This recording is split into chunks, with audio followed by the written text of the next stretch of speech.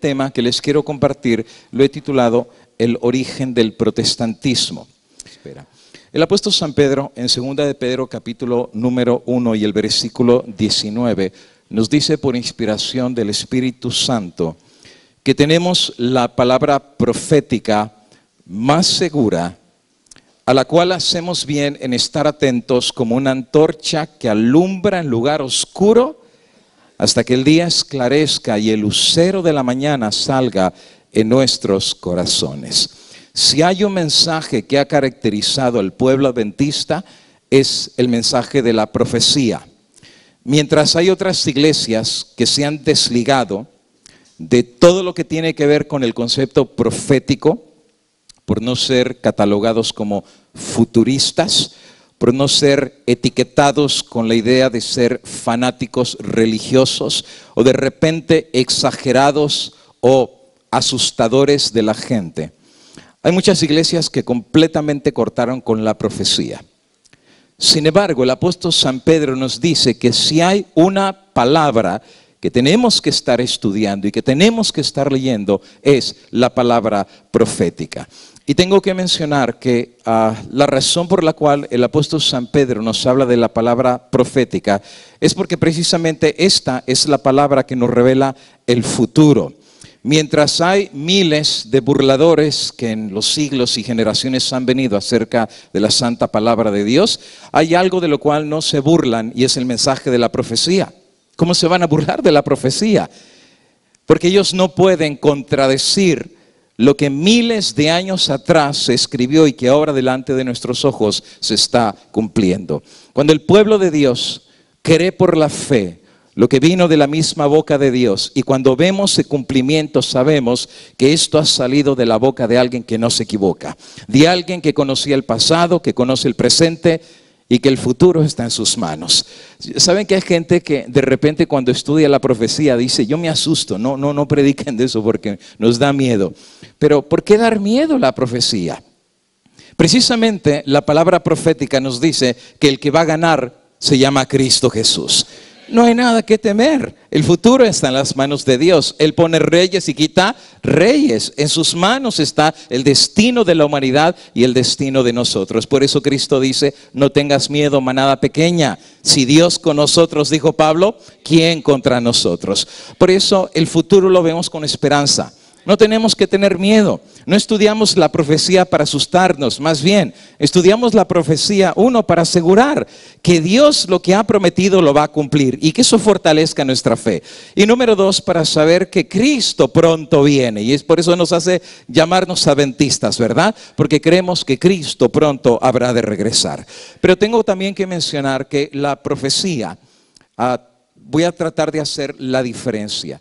El apóstol San Pablo, hablando acerca del estudio de la Biblia, le titula a ciertos estudios de la Biblia los rudimentos primeros de la fe.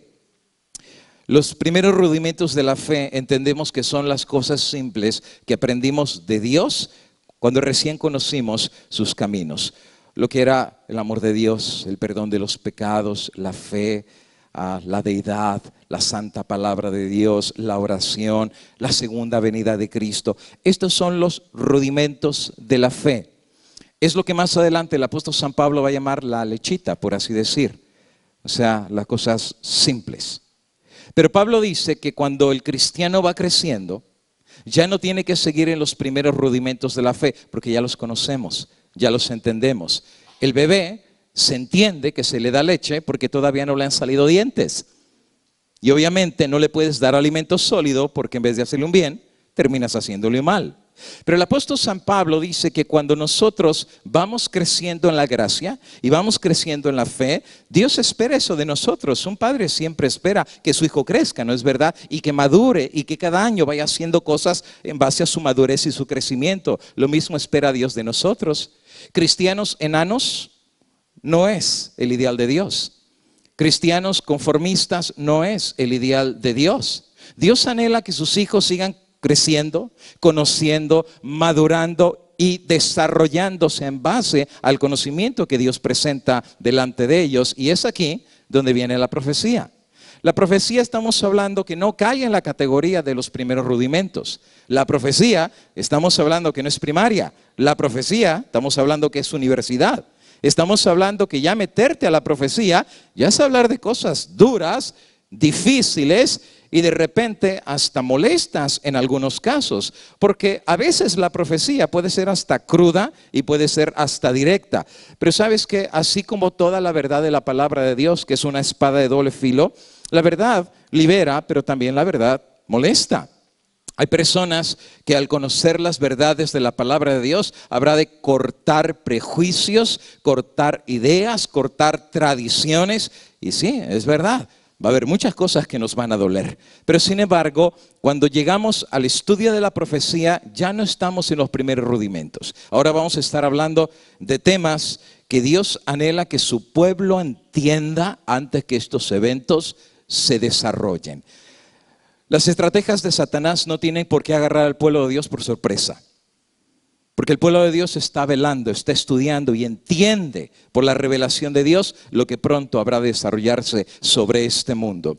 ¿Por qué hablar acerca de estos temas? Bueno, voy a mencionar algunas razones para que no se malentienda la forma y la razón por la cual lo estamos presentando. Número uno, por una sincera preocupación. Y al decir sincera preocupación, realmente una sincera preocupación. Me ha tocado viajar a más de 20 países en los últimos 5 años y Dios ha sido muy bueno con este servidor que yo nunca pensé que iba a pasar de la esquina de mi casa. Y fíjense, Dios me ha traído de un lado para otro y yo a veces me pregunto, ¿y por qué? No tengo la más mínima idea, pero me ha tocado ver diferentes formas de cómo es la iglesia adventista en diferentes lugares. Me ha tocado estar en Centroamérica, prácticamente todo México, Sudamérica. Apenas regresamos de Australia, pasamos por Taiwán y por Filipinas. Y de hecho la hermana Julia se va para Australia, ¿verdad? Y el mes que viene, Dios mediante, para 2 iglesias que van a estar allá solicitando su ayuda. Y sabes, hemos visto algo con una seria preocupación. Parece ser que el pueblo adventista está cada vez más letárgico. En otras palabras, nos estamos durmiendo.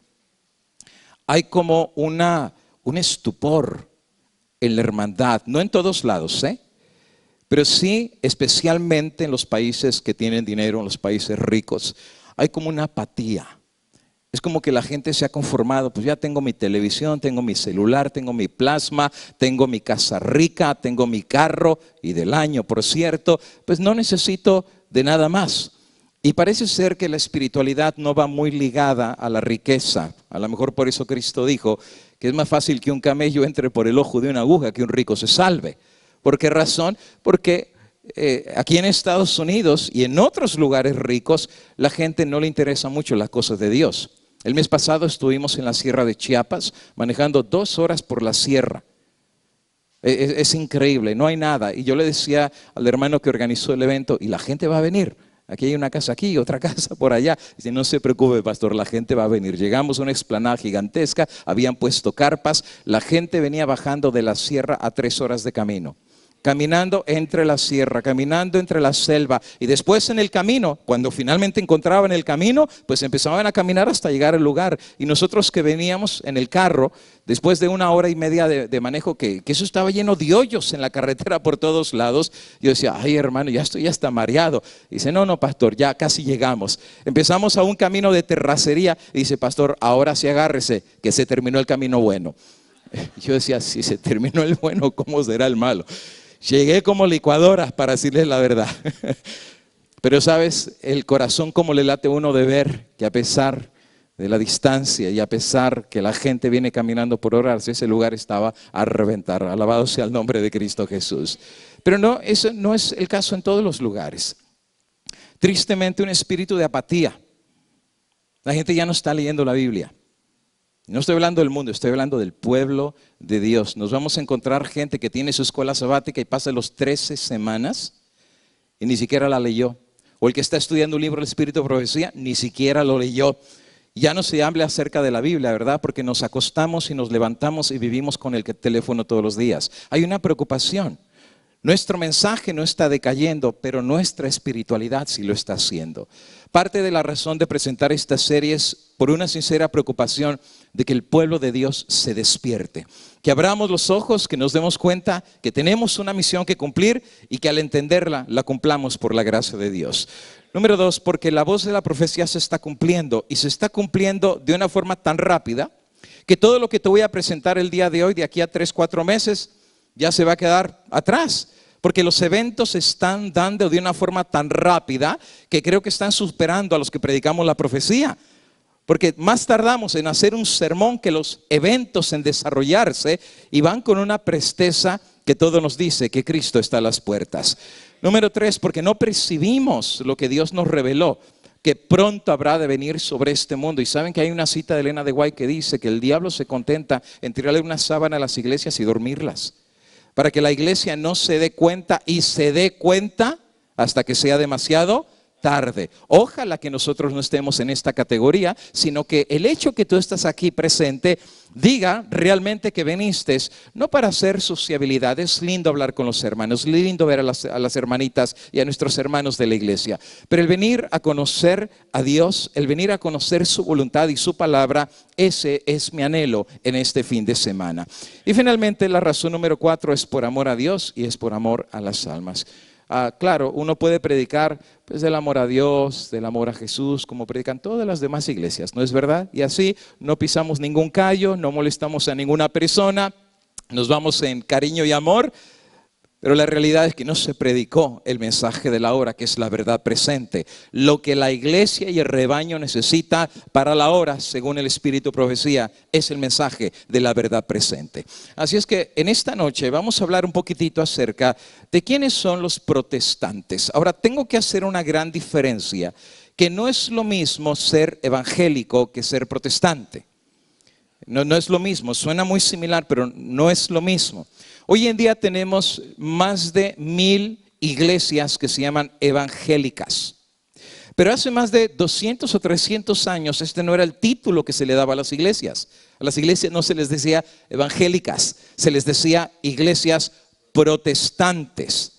Pero en el paso de las décadas ese título ha ido desapareciendo para dar la apertura a un nuevo título. Y el título ahora que se cuelga en estas iglesias es el título de evangélicos. Ahora, antes de que se les llamara evangélicos, a todas estas iglesias se les llamaba protestantes. ¿Por qué razón se les llamó protestantes? Porque nacieron los protestantes. ¿De dónde nacieron los protestantes? Siempre existieron las iglesias protestantes. ¿Y quiénes son los fundadores de estas iglesias que se llamaban a sí mismo protestantes? Bueno, algunas personas piensan que el origen del protestantismo nació en la persona y figura de nada más y nada menos de Martín Lutero, el sacerdote de Alemania. Pero tengo que decir que el movimiento protestante y las ideas de la reforma protestante nacieron mucho antes de que Martín Lutero haya nacido. De hecho, 100 años antes de que Lutero naciera, nació nada más y nada menos lo que se llamó el Ganso de Bohemia, el famoso sacerdote católico Juan Hus. Precisamente este sacerdote católico llamado el Ganso de Bohemia, y se le decía el Ganso de Bohemia porque en el idioma de Bohemia el apellido de él, que es Hus, significa ganso. Así es que se llamaba Juan el Ganso, por así decir, o de cariño algunos les decían el Ganso de Bohemia. Resulta ser de que en este entonces no existe el concepto del protestantismo. Juan Hus es un sacerdote católico que al estudiar la Santa Palabra de Dios se da cuenta que en prácticas de doctrina, la Iglesia Católica, que era la Iglesia Universal en aquel entonces, estaba poco y gradualmente separándose de lo que dice la Palabra de Dios, que era la sana doctrina. Había algunas cosas que no se encontraban en la Biblia. Había algunas prácticas y doctrinas que la iglesia realizaba, pero que no estaban sancionadas por el escrito está de la palabra de Dios. El Ganso de Bohemia levantó su voz. Empezó a tratar de corregir estos errores dentro del seno de la iglesia y el resultado fue que Juan Hus fue llevado a un concilio para ser juzgado.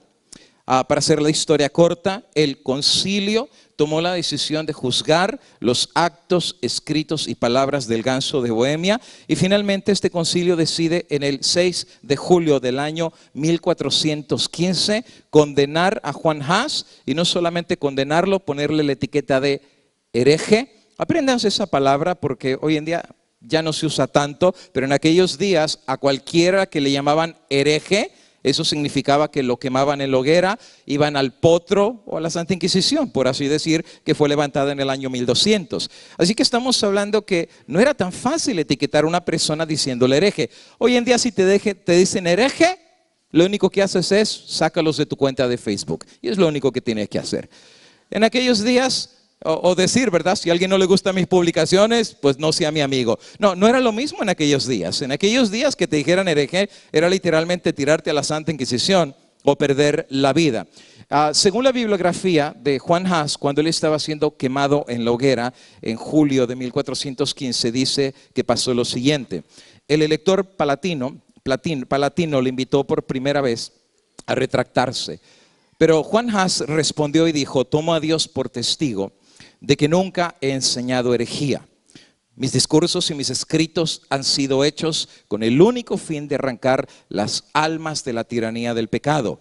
Por esto sellaré alegremente hoy con mi sangre la verdad que he enseñado, escrito, publicado, y que está confirmada con la ley divina y los santos padres. Y luego le dijo al verdugo que estaba listo para torturarlo y quemarlo: vas a asar un ganso. Recuerda, su apellido significa ganso. Vas a quemar un ganso, pero dentro de un siglo te encontrarás no con un ganso, pero con un cisne que no podrás asar ni podrás servir. Y saben que algunos interpretan que lo que dijo Juan Hus era una profecía. Porque curiosamente, 100 años después de que es quemado Juan Hus, Dios levanta nada más y nada menos que a Martín Lutero. Pero también es interesante que a Juan Hus lo quemaron, pero a Lutero lo trataron de matar y nunca lo pudieron matar. Y es lo que dice ahí: a mí sí me vas a quemar, pero a él, pero porque no es un ganso, es un cisne, y al cisne ni lo vas a matar, ni a torturar, ni a asar, ni a quemar. Y finalmente dice que comenzó la tortura de Juan Hus. Se encendió la hoguera y Juan Hus exclamó: Jesús, Hijo del Dios viviente, ten misericordia de mí. Y cuando el fuego ardía, una mujer en arrebato de fanatismo se acercó a echar una brasa de leña para que se quemara más rápido, ante lo cual Juan Hus se limitó a decir con compasión: santa sencillez. Y luego se puso a cantar un himno con voz tan fuerte y tan alegre que se oía a través del crepitar de la leña y el fragor de la multitud. Era el graznido de un ganso, un canto muy dulce que ha llegado hasta el día de hoy. Juan Hus fue el primero que murió, lo quemaron, lo mataron. De hecho, hay una película en el internet que se llama así, Juan Hus el hereje. Es muy interesante porque él, estando en la celda, tiene una vela, y entonces él sabe que mañana viene su castigo y él sabe que se puede retractar, y si él se retracta, pues también lo iban a matar, ¿eh? No te creas que retractarse era que no te mataban, pero la muerte era diferente. Por ejemplo, el que no se retractaba lo quemaban vivo, pero el que se retractaba lo mataban primero y después lo quemaban. Quiere decir que era una muerte más, por lo menos misericordiosa, ¿no? Porque no sentía que lo hayan quemado. Así es que eso, y de hecho les ponían una cruz de plata para que la besaran. De hecho, un poquito más adelante te voy a poner un video acerca de esto. 100 años después, finalmente viene la figura y persona de Martín Lutero, nacido el 10 de noviembre de 1483 en Eisleben, Sogenia. Y los padres de él eran muy pobrecitos. De hecho, el papá de Martín Lutero era un minero que no ganaba mucho dinero, y él quería que precisamente Lutero se hiciera abogado para que después de ser abogado sacara a la familia de la miseria con la cual ellos habían crecido. Ahora, el padre sabía que Lutero era muy inteligente, tenía una mente muy fugaz, una mente muy inteligente. Y resulta ser que al meterse para ser abogado, realmente él destacó en la escuela donde él estudiaba. También dice la historia de él que él era muy alegre, convivía con las personas en este lugar que ustedes pueden ver. Y finalmente, un día pasó algo muy interesante en la vida de Martín Lutero. Cuando él finaliza sus estudios de abogacía, sucedió un incidente muy interesante en el cual él, recorriendo en un camino, va en un caballo, Viene una tormenta, empiezan los truenos a caer por todos los lugares, la noche era tenebrosa, el agua y los truenos caían en tal intensidad que esa noche Martín Lutero mismo cuenta que pensó que era el último día de su vida. Él pensó que se iba a morir, pensó que le iba a caer un relámpago y hasta ahí iba a quedar. Y en su inocencia, por así decir, Martín Lutero, estando en su caballo, hizo una plegaria y un rezo. Se encomendó a nada más y nada menos que al santo patrono de los mineros. Bueno, santo patrono porque el papá era minero. Así es que había un santo patrono que los protegía, y él en ese momento en el que pensó fue el patrono de los mineros, y entonces gritando en la oscuridad de la noche y los truenos cayendo, le hizo una promesa al patrono de los mineros y le dice: si tú me salvas y tú me rescatas y salgo esta noche con vida, tomo la decisión delante de Dios de dedicar mi vida ahora al servicio del Dios Altísimo.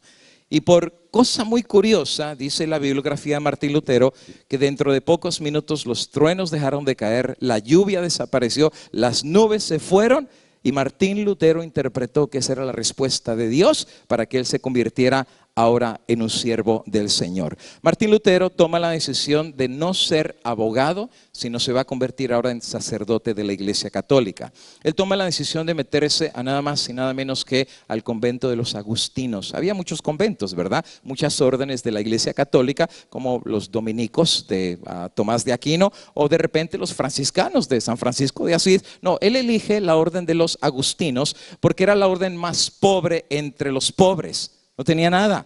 De hecho, ellos tenían con un costal ir tocando las puertas de las casas para estar pidiendo de comer, porque no tenían nada, eran pobres entre los pobres. Pero resulta ser que cuando él se mete para precisamente estudiar para ser un sacerdote agustino, él se metió de corazón. Él realmente quería servirle a Dios, renunció a todo, dio su guitarrita, dio las posesiones terrenales que tenía, y entonces él se mete para estudiar para ser sacerdote. Federico el Sabio le dio apoyo y patrocinio porque veía en él una gran capacidad para poder regresar otra vez a su ciudad y ser un buen testimonio de lo que produce la ciudad de Federico el Sabio. En el año 1505, Martín Lutero finalmente se gradúa para ser sacerdote de la Iglesia Católica, y el 17 de julio de 1505 finalmente entra en la etapa final para su sacerdocio, y finalmente va a ser ordenado para ser sacerdote de la Iglesia Católica en el año 1507. Delante de Federico el Sabio, delante de sus amigos, delante de su papá, delante de su mamá, va a realizar su primera misa delante del altar. Si tú alguna vez fuiste católico, tú sabes que la misa es la parte más sacrosanta y sagrada del culto católico, porque ahí va a pasar lo que se llama la transubstanciación, en el cual el sacerdote levanta la copa, consagra el vino, consagra la hostia, y ahora la hostia y el vino se convierten en cuerpo de Cristo y sangre de Cristo. Por eso el que comulga, cuando vienen a la comulgación, el sacerdote le pone la hostia y dice cuerpo de Cristo, pero no es un símbolo, es literal, claro, en la teología católica. Ahora Lutero levanta la copa en esa ocasión, pero Lutero está tan nervioso, no porque la gente está presente ahí. El nervio de Lutero tiene que ver que Lutero se considera pecador. Él está muy consciente que él no es bueno. Tú sabes que hay gente en la iglesia que sienten que son muy buenos delante de los demás, pero cuando se ven al espejo ellos saben que no lo son. Pero tratan de dar una apariencia de santidad por la corbata que se ponen o el traje que se ponen, pero cuando se ven al espejo ellos saben que de santidad no tiene nada. Pues Lutero sabía que de santidad él no tenía absolutamente nada. De hecho, más adelante Martín Lutero va a decir: cada vez me encuentro que soy más rico en la santidad del convento, pero cada vez soy más pobre en la paz de mi alma. ¿Sabes? Lutero no está tan equivocado. Lutero quiere buscar a Dios, pero no sabe cómo encontrarlo. Él realmente quiere hacer paz con Dios, pero no sabe cómo hacer paz con Dios. Él reconoce que es pecador, él reconoce que está perdido, pero también según las enseñanzas de la iglesia, Dios estaba muy lejos. Les habían educado que Dios era malo, que Dios castigaba. Todavía hoy en día esa es la idea, ¿no? Cuando el niño hace algo malo y le pasa algo malo, te castigó Dios. Si eso es hoy en día, imagínate hace 500 años atrás. Las ideas acerca de Dios, del infierno, del limbo, del purgatorio, que Dios castiga, que Dios no ama, tenían a la gente asustada acerca de quién era Dios. Y Lutero quería encontrarse con Dios, pero ¿cómo encontrarse con Dios? Si él no merecía estar cerca de Dios porque era un pecador. Lo que él merecía era el infierno, lo que merecía era que un rayo le cayera y lo destruyera ahí mismo, pero él quiere buscar a Dios porque siendo sacerdote quiere estar en paz con Dios. Pero Lutero tiene un problema, el problema de Lutero es que él se siente vacío. Lutero cada vez se hace más bueno en las cuestiones del convento, era experto en las cuestiones del convento, pero en lo que se refería a la paz con Dios tenía un vacío que no sabía cómo llenar. Y saben, cuando reviso la historia de Lutero, he sido prácticamente 20 años pastor y me he dado cuenta que esta misma historia se sigue repitiendo en nuestras iglesias. Porque hay tantas personas que somos expertos en el convento adventista. Somos expertos en vestirnos correctamente, en comer correctamente, en ponernos el perfume correcto, en estudiar la lección correcta, en venir el día correcto. Y no sabemos todo lo que se refiere a la liturgia, por así decir, de las iglesias. Pero sabes que cuántas personas yo me he encontrado como pastor, que no se lo van a decir a los demás, pero cuando están solos, pastor, ¿puedo hablar con usted? Vacíos en su alma con Dios. Maestros de escuela sabática, ancianos de iglesia, vacíos en su corazón con Dios. ¿Y sabes cómo lo notamos? Cuando viene una santa cena. En la mañana está así, llena la iglesia. Y cuando salimos a lavarnos los pies y regresamos, ya se vació la iglesia. Todo el mundo se fue. ¿Por qué razón? Porque la gente no está conectada con Dios. Lutero quería conectarse con Dios, pero no sabía cómo hacerlo. Por eso cuando levanta la copa, cuando es ordenado sacerdote, le temblaba la mano, porque él decía, soy pecador. ¿Y cómo este pecador va a tener en su mano cuerpo de Cristo y sangre de Cristo? Tembló tanto que el vino se le cayó. Manchó el mantel, llenó el altar. Y claro, ante el bochorno de sus compañeros, de su sacerdote, y de sus padres y de Teodorico el Sabio, su vergüenza fue grande. Lutero quería encontrarse con Dios, pero no sabía cómo hacerlo. En el año 1509 se pone a dar clases en la Universidad de Erfurt, pero su vacío todavía seguía creciendo. Finalmente, Staupitz, que era uno de sus maestros, le aconsejó a Martín Lutero, ¿por qué tú, para encontrarte con Dios, por qué no viajas al lugar donde Dios se manifiesta? Es el lugar santo, por así decir. Nada más y nada menos que la ciudad del Vaticano en Roma.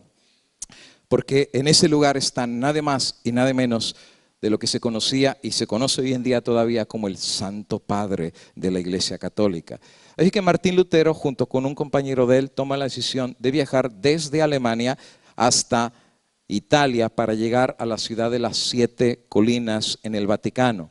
Con frío, con hambre, pidiendo comida y dinero, finalmente llegaron a las orillas de la colina de la Santa Ciudad, el Vaticano. Cuando llegan al Vaticano, ve llena de capillas, catedrales, iglesias, órdenes de monjas, de sacerdotes caminando por la calle. Claro, el corazón de Lutero empieza a latir porque él piensa, aquí, este es el lugar de Dios, este es como estar en el mismo cielo, ¿verdad? Y se siente gozoso de estar caminando por las calles del Vaticano. Ve sus grandes museos, ve la Capilla Sixtina que estaba en proceso de ser construida, ve cómo el mármol negro enroscado se está colocando para poder hacer el altar principal del Vaticano, ve lujo, oro, por ejemplo, lo que eran los sagrarios o lo que eran los santísimos, como los llamaba, donde la hostia estaba ahí figurando al Dios Todopoderoso, lleno de oro y de plata por todos lados. Las pinturas de Miguel Ángel, de Rafael, que hoy en día ni siquiera tienen un precio, ¿verdad? Estamos hablando de millones y millones de dólares, pues él las ve recién que se están pintando en los lugares del Vaticano. Y finalmente él va a contemplar una escena muy interesante, que es precisamente como el Papa es cargado por los feligreses en un trono y es llevado como si fuera mucho más que un rey, y escucha cantos que, hablando acerca de él, le dicen Rey de Reyes, Señor de Señores. De hecho, va a llegar a una capilla en donde se decía que había reliquias.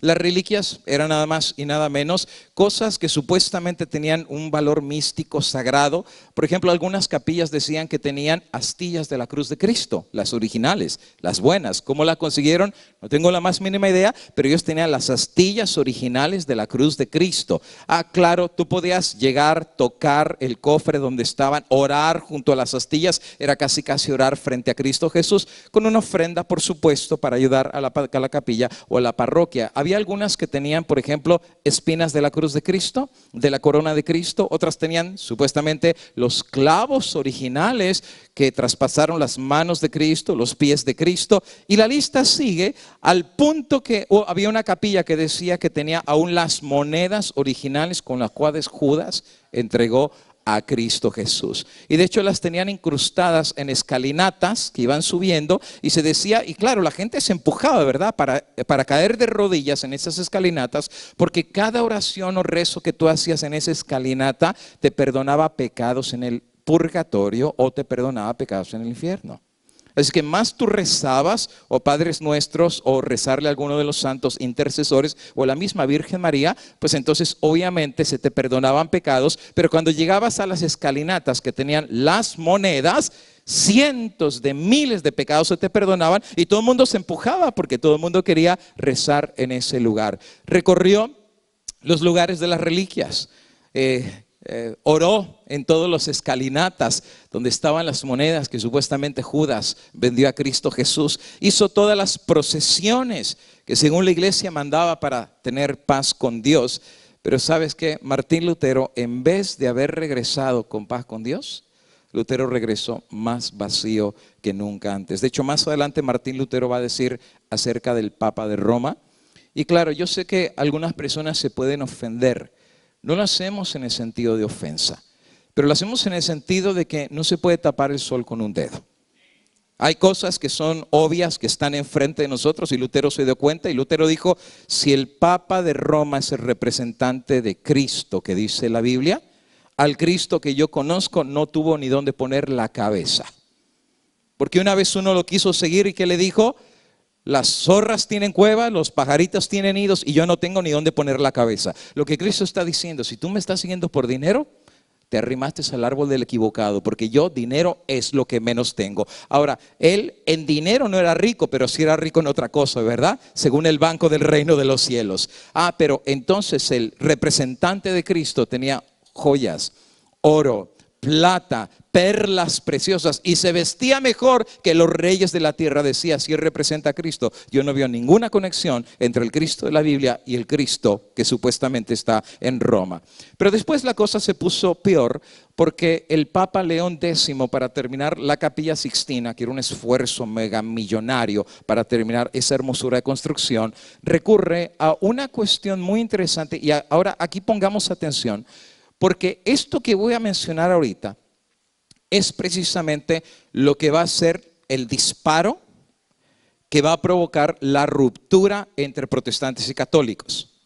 Esto que ahorita sigue a continuación es exactamente la razón principal por la cual se separaron más de 500 millones de protestantes de la Iglesia Católica en el periodo de 500 años. En 1514, para terminar la Capilla Sixtina, el Papa León X toma la decisión de mandar a un sacerdote que era muy bueno en oratoria, que sabía hablar bastante bien, que era nada más y nada menos que el sacerdote católico Juan Tetzel. Juan Tetzel, dice la historia, que tiene un cofre de bronce. Y entonces cuando él llegaba a los pueblos, él hacía como representaciones teatrales del limbo, del infierno y del purgatorio. Por ejemplo, él decía que madres que no habían bautizado a sus niños por la Iglesia Católica, y los niños habían fallecido, sus niños estaban en el limbo. ¿Y qué era el limbo? Entonces él escenificaba, era un lugar de eterna oscuridad. El niño no podía ir al cielo porque no había sido bautizado, y por no haber sido bautizado no se le quitó el pecado original. No podía tampoco ir al infierno, porque qué feo, un niño que ni siquiera pudo abrir los ojos, ni siquiera supo hablar, va a ser quemado por demonios que le van a abrir la boca al bebé y le van a echar carbones encendidos por la eternidad, y después lo van a tirar en un lago de fuego para quemarse, si ni siquiera el chico aprendió a hablar ni a ver. Entonces inventaron un lugar que se llamaba el limbo, un lugar que no iba a sufrir, pero tampoco iba a gozar. Pero ¿saben qué decía? Si tú no lo bautizaste, tan pronto la moneda caiga en el cofre y suena la moneda, el alma de tu bebé sale inmediatamente del limbo y se va al reino de los cielos.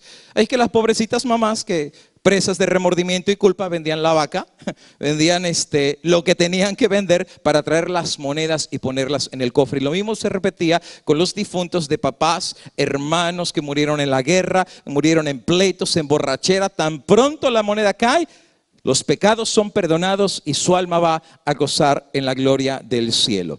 La bula o la encíclica que el Papa decretó se llamaba Exsurge Domine. Y precisamente Lutero, cuando Lutero escucha acerca de la cuestión de las indulgencias, que era un perdón de pecados escritos, se cuenta la historia que una vez Lutero, siendo sacerdote, hizo una misa, y cuando termina la misa, Lutero salió y se encontró en uno de los pasillos de la ciudad un hombre borracho, estaba bien alcoholizado. Lutero se enojó con él y le dijo: hermano, ¿por qué no viniste hoy a la misa para perdonar tus pecados? A lo que el hombre le dice: porque no necesito ir. ¿Y por qué no necesitas ir? Porque ya mis pecados fueron perdonados. Dice: que yo sepa, tú no viniste a la iglesia y yo no te los perdoné.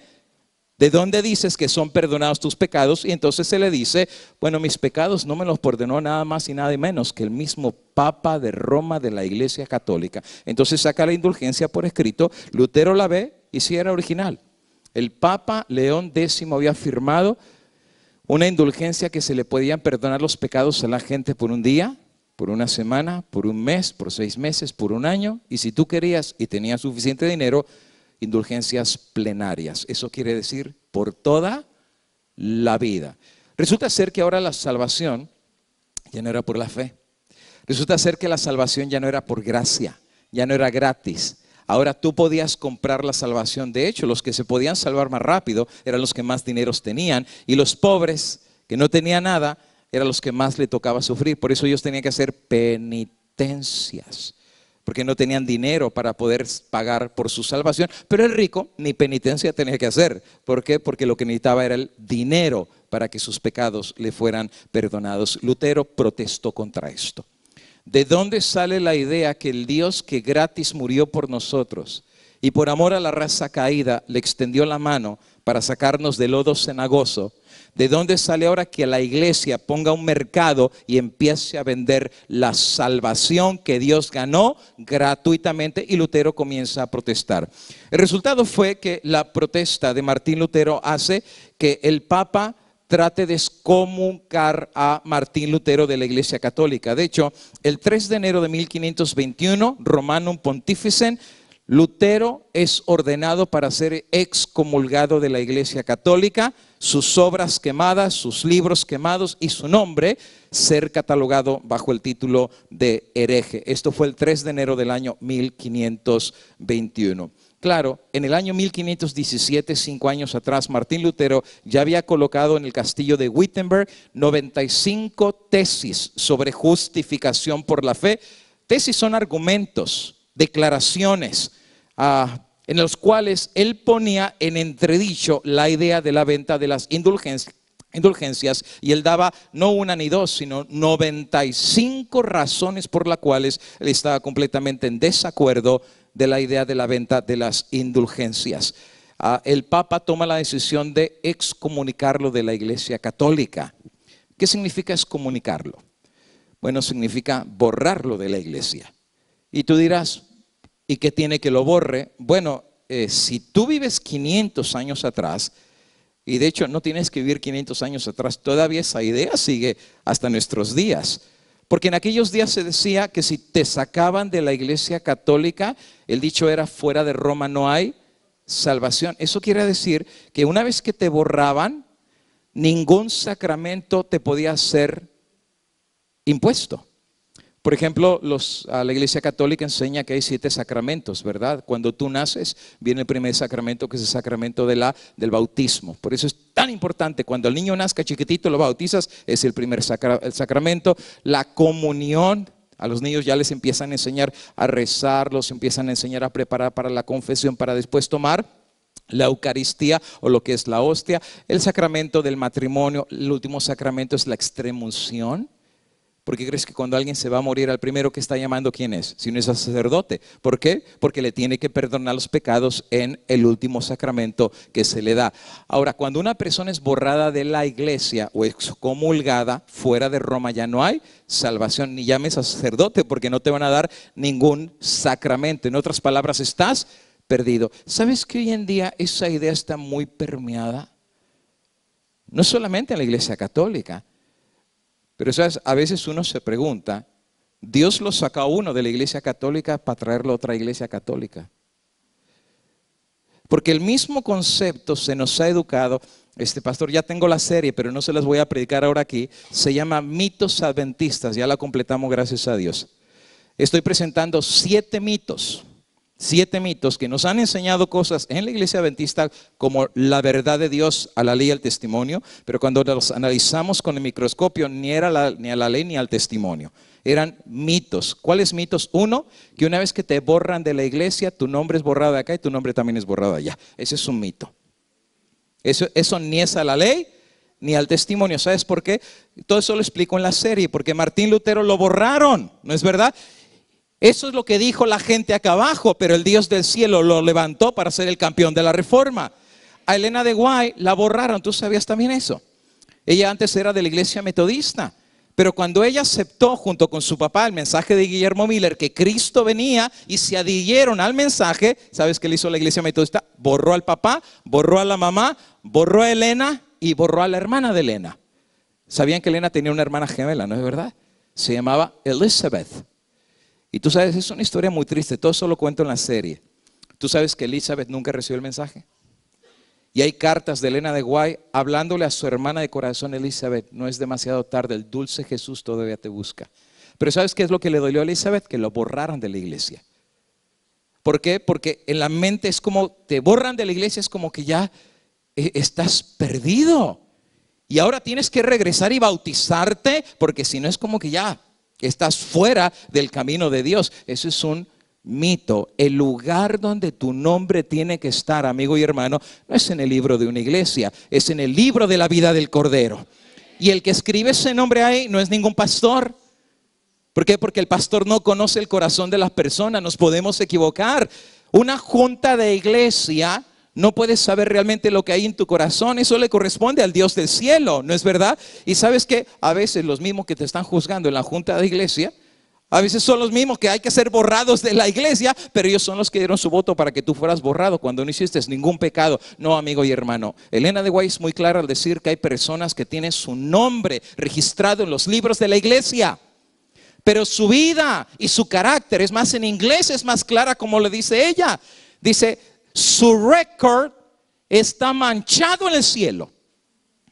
Acá abajo todo el mundo, mira qué hermano tan bueno, qué pastor tan bueno, qué hermano y qué anciano y lo que sea, ¿no? Pero ahí arriba su récord está completamente manchado. ¿Y sabes qué dice acá abajo? Pesado fuiste en balanza y eres anciano de iglesia. Pero el récord de allá dice, pesado fuiste en balanza y eres hallado falto. La última palabra no la tiene la iglesia. ¿Y sabes por qué no la tiene la iglesia? Porque la iglesia no salva. Quien salva tiene nombre y su nombre es Cristo Jesús.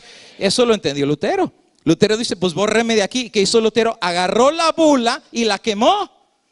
La quemó, dice, mi nombre no depende de lo que dice un papa que está vendiendo la salvación. Ahora, Lutero era muy claro, y cuando nosotros entendemos esto, amigo y hermano, que nuestra salvación no la da ni un hombre, sino la da el Dios del cielo, entonces te desconectas del hombre y te conectas con el Dios eterno de la salvación. Entonces Lutero se agarró de Dios y a pesar de eso, de que lo borraron, Lutero ya estaba conociendo la verdad y Dios tenía una obra para él. Y a pesar de que su vacío crecía cada vez más, finalmente Lutero va a encontrar el amor de Dios por el pecador. Y saben, no puedo explicarles toda la historia de Lutero porque yo tengo un sermón entero acerca de él, pero a mí me encanta la historia de Martín Lutero porque es como la jornada espiritual de nosotros los cristianos hasta encontrar a Dios, hasta que finalmente quitamos la doctrina, quitamos tanta cosa que es buena, pero no está enfrente de Cristo, no está enfrente del que es el alfa, la omega, el principio y el fin. Y finalmente Lutero encuentra al Cristo vivo y encuentra que a través de las llagas de Cristo la religión vale la pena vivirse. Porque la letra sin el espíritu está muerta. Podemos tener toda la doctrina, podemos tener todo lo correcto, pero todo lo bueno y todo lo correcto sin Cristo es incorrecto. Cristo es el centro de nuestra vida. Cristo es el origen, Cristo es el final. Él es el alfa, Él es el omega, es el principio y Él es el fin. Y sabes, hermano, cuán bonito es cuando uno se encuentra con Cristo. Porque ya te sientes lleno, Él te llena. Y sabes, aun cuando vienes a la iglesia, ya no vienes a ver quién vino primero, quién vino después, quién se vistió más bonito. Tú vienes a verlo a Él. Y por eso llegas temprano. ¿Sabes por qué mucha gente está muriéndose espiritualmente? Porque su relación ya no está fuerte con Cristo. Dice, ay, me estoy desanimando, hermano. Eso quiere decir que te estás soltando de Cristo. La iglesia no te va a llenar, ¿eh? Tú puedes venir a la iglesia 20 años, todos los sábados, bien tempranito, y eso no te hace cristiano. ¿O cuándo fue la última vez que por ir 2 años todos los días a la zapatería te convertiste en zapato? O sea, venir a la iglesia no te hace cristiano. Quien te hace cristiano es Cristo Jesús. Él es el que nos hace cristianos. Y por eso es tan bonito cuando te levantas, piensas en Él. Cuando vas al trabajo, vas hablando con Él. Cuando regresas en la noche, no te puedes acostar sin hablar con Él. Y como dice el cantito, mi pensamiento eres tú, Señor. Y cuando venimos a cantar, cantamos para que el hermano me escuche. Yo le canto para que los oídos de mi Jesús le guste. Y le decimos a los ángeles, lleva el cantito, aunque se me salió un gallito, ¿no es verdad? Pero tú lleva el canto. ¿Sabes qué dice Elena de Guay? Que cuando se le canta a Dios de corazón, los ángeles llevan el canto a los oídos de Dios y le llega como un eco celestial. Así es que, pero esa es la conexión. Y sabes, es importante entender esto, porque en el tiempo del fin, el justo vivirá por la fe. ¿Y la fe en quién? En Él, en Cristo. Es esa fe que tú tienes ahora día tras día con Él. Y eso es lo que hizo el origen del protestantismo. Martín Lutero, al conectarse con Cristo y reconocer la verdad y pelear a favor de la verdad, empezó a ser el campeón de la reforma protestante. Más adelante, en el año 1520, Martín Lutero va a llegar a ciertas conclusiones que no eran populares en sus días. ¿Por qué razón? Bueno, porque no había protestantes. Todo el mundo era católico. La palabra católico significa universal. Eso es lo que significa católico. Y fuera de la iglesia católica solamente estaban los ortodoxos, ¿verdad? Que se habían separado, pero prácticamente todo el mundo era católico. Llegó el momento que Martín Lutero, en agosto 18, 1520, se da cuenta que nada más y nada menos el trono del mismo anticristo era el papado de Roma. Lutero empieza a hacer algunos descubrimientos muy controversiales según el estudio del Nuevo Testamento acerca de la presentación de la bestia, el hombre de pecado y el anticristo. Ahora tú dirás, ¿por qué Lutero llegó a esas conclusiones? Bueno, porque algunas declaraciones de la Iglesia Católica como esta, mira más o menos que decía el Papa Pío X. El Papa no es simplemente el representante de Cristo. Al contrario, Él es Cristo Jesús mismo bajo el velo de la carne. Eso es medio blasfemo, por no decir es extremadamente blasfemo. ¿Cómo un hombre pecador puede decir que cuando tú me ves a mí? Claro, cuando Cristo dijo, el Padre y yo una cosa somos, Él no era blasfemo porque Cristo era el Verbo y el Verbo estaba con Dios y el Verbo era Dios, pero Él no era el Verbo. ¿De dónde sacan que un ser humano que es pecador puede decir yo soy el mismo Dios en la tierra? Karl Maher llegó a decir acerca de las identificaciones del anticristo en la Biblia. Mire qué interesante cómo lo dice. Los oráculos o la palabra profética de Dios nos decía que en la iglesia cristiana se iba a levantar el anticristo. Y en el Papa de Roma, todas las características del anticristo son maravillosamente contestadas, que cualquiera que lee la escritura y no lo vea, o sea que el papado es el cumplimiento del anticristo, tiene que estar realmente con una terrible ceguedad sobre sus ojos. Entonces es obvio, tú lees las escrituras y te vas a dar cuenta que todas las características de la Biblia del anticristo se cumplen en el papado de Roma. Tesalonicenses decía que antes de que Cristo viniera vendría una apostasía en la iglesia. Y cuando viniera la apostasía, o sea, la iglesia se iba a apartar de la verdad, se iba a manifestar el hombre de pecado, el hijo de perdición, que se haría pasar por el mismo Dios. Y Lutero dice, señores, esto se ha cumplido. Hay un hombre que dice que se llama el mismo Cristo. Es más, tú sabías que todos los títulos que le pertenecen a Dios se los agarró también el Papa de Roma. Por ejemplo, la Biblia dice que Dios es santo. Él también se llama santo. La Biblia dice que Dios es nuestro Padre. A nadie llaméis Padre porque Padre tenemos uno. Padre nuestro que estás. No, ellos dicen que estás en Roma sentado en el Vaticano. Porque ahora le dicen Santo Padre y le besan la mano, le besan el anillo, le besan los pies. Aún reyes y presidentes se inclinan y se doblegan. ¿Por qué? Porque no se están inclinando ante un hombre. Es Cristo en la carne. Por eso le llaman Santo Padre. Lo que le pertenece a Dios se lo ha atribuido Él. Por esa razón, Martín Lutero, el fundador de la iglesia luterana, llegó a la conclusión que el Papa de Roma era nada más y nada menos que el anticristo del que hablaba la Biblia. Duro de decir en aquellos días, ¿eh? Y no solamente era el anticristo, sino la misma iglesia se había convertido en Babilonia. ¿Qué significa la palabra Babilonia? Confusión. Quiere decir que todo lo que la iglesia estaba enseñando no era la sana doctrina, sino era más bien oscuridad. Precisamente Martín Lutero llegó a ser el fundador de la iglesia luterana, que hoy por hoy es la iglesia más grande entre toda la comunidad protestante. Creo que tiene casi 70 millones de miembros. Así que es hoy por hoy la más grande protestante que existe a nivel mundial. Juan Calvino, otro de los reformadores de aquellos días, él llegó a decir en el año 1564, lo niego que sea el vicario de Cristo, quien en furiosa persecución del evangelio ha demostrado por su conducta que no es el representante de Dios, sino es el mismo anticristo. Él está hablando de la Santa Inquisición, que ahorita voy a hablar un poquito acerca de eso. Juan Wesley, que es el fundador de la iglesia metodista, que es otra de las más grandes iglesias también en América y en el mundo protestante, dice, él en un sentido enfático es el hombre de pecado, que en todas las maneras de pecado se le puede llamar el hombre de perdición, porque ha causado la muerte de numerosas multitudes y además proclama las prerrogativas que le pertenecen solamente a Dios. Ahora, eso no lo está diciendo un pastor que nadie conoce, en un lugar que nadie lo conoce. Eso lo está diciendo nada más y nada menos que son los fundadores, son los padres, los originadores de las más grandes iglesias protestantes de hoy en día. La iglesia metodista, la iglesia luterana, el movimiento calvinista. Viene Juan Wycliffe de Inglaterra, que decía, ¿por qué es necesario seguir buscando otro anticristo? Él decía, ¿lo quieres encontrar? Date una vuelta en el Vaticano. John Wycliffe. John Knox decía lo mismo. El Papa es nada más y nada menos el hombre de pecado que hablaba el apóstol San Pablo.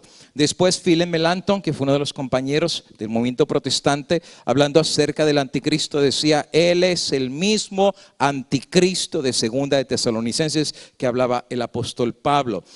El rey Jacobo, con la traducción de la King James, él no hizo la traducción. Él mandó precisamente eruditos que hicieran la traducción en el año 1611, pero porque él permitió la traducción, en honor a eso se le puso a esta Biblia el título de él, la traducción de la King James. Y él decía que el Papa, por los perdones que hacía, claro, las indulgencias, era nada más y nada menos, hacía mercadería de las almas de la persona. Peter Alex, uno de los más grandes historiadores antiguos de la iglesia, decía, la iglesia de Cristo o la iglesia de Roma no fue la esposa de Cristo, pero la iglesia de confusión.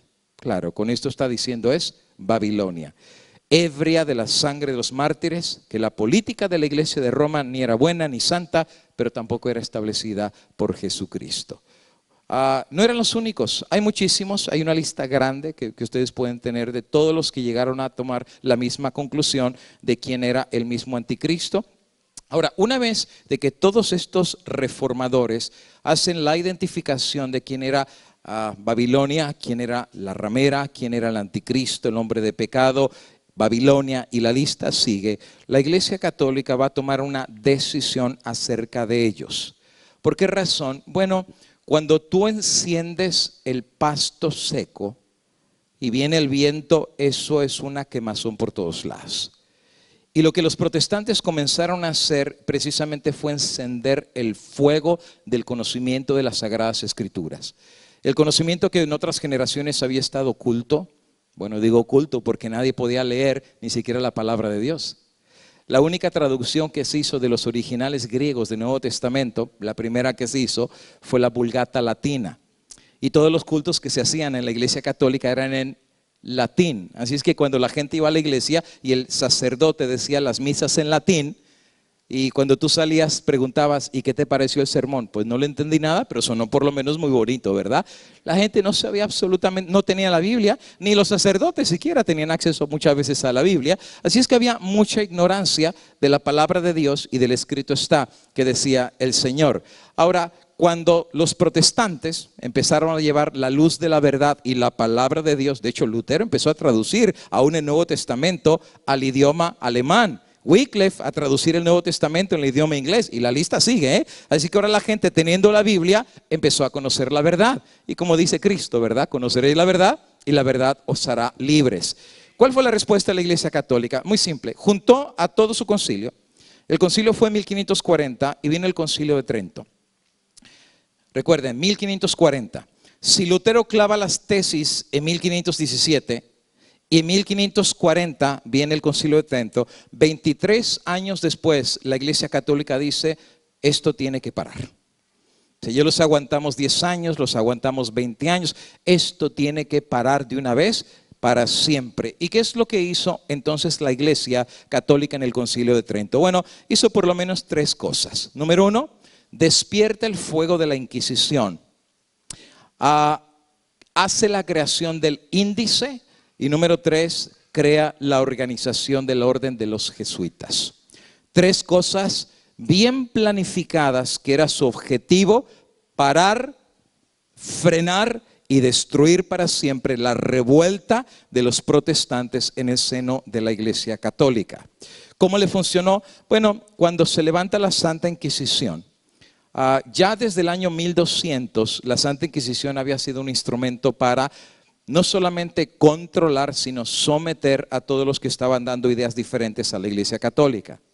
Pero cuando en 1540 se vuelve a encender ese fuego una vez más contra los protestantes, tengo que decirle que nacieron más instrumentos de tortura de los que 200 años atrás o 300 años atrás se estaban utilizando para castigar a los herejes. Muchos de estos ni se los puedo explicar.